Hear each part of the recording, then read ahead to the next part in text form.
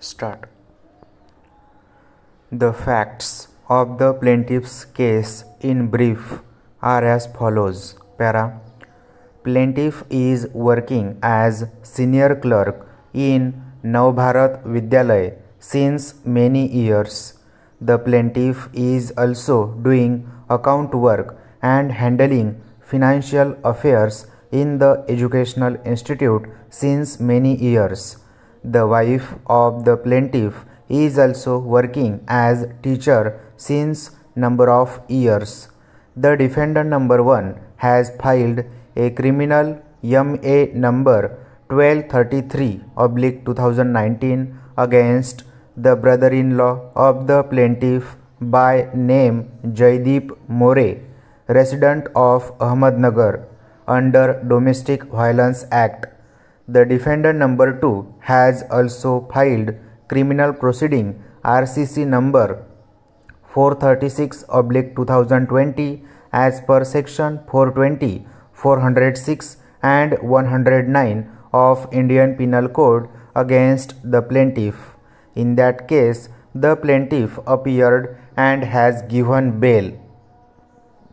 The plaintiff has further contended that the charge has not been framed by the court in that matter and the court never held the plaintiff guilty.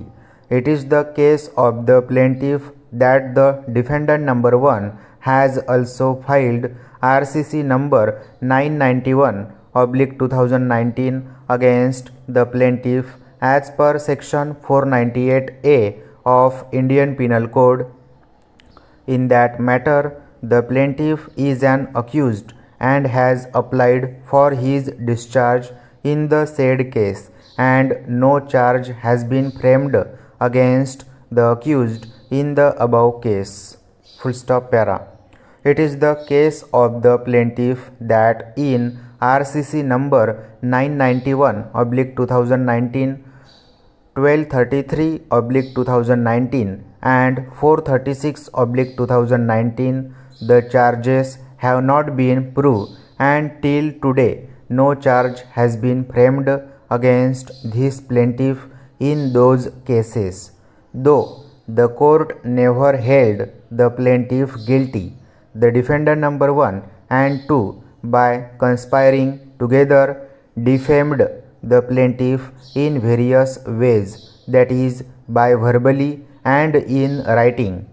It is further contended that the defendants are spreading defamatory information against the plaintiff to the close relatives of the plaintiff as well as to the friends of the plaintiff that plaintiff is a fraud and that the plaintiff will harm you by defrauding you.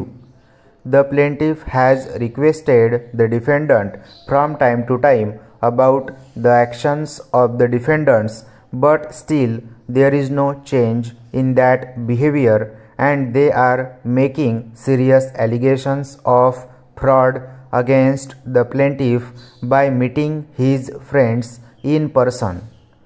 Due to act of the defendants, the reputation of the plaintiff has been eroded in the society. Para. It is the case of the plaintiff that the said defendant number 1, on the request of the defendant number 2 dated 18/12/2020, defamed the plaintiff by sending a written letter containing defamatory contents. The said letter is in the name of principal of school. The contentions in the letter are, however, don't trust Sachin Gore's words and his face at all, because they never tell the truth, and after marriage they change and say, "We are like that. Why didn't you do the proper investigation?" Full stop. Para. It is further contended by the plaintiff that by sending the defamatory letter in return from to the plaintiff's organization, defendant has grossly defamed the plaintiff. All the employees in the organization are treating the plaintiff as an accused in a serious crime, and the reputation of the plaintiff in his organization has gone to the abyss. The work of the plaintiff has been disturbed due to defamation and serious allegations made by the defendants. The plaintiff has been brought into disrepute in his organization by the acts of the defendants. Para. It is further contended that due to these baseless allegations of the defendants, the plaintiff has been discredited in the society, in the organization, among his relatives and friends.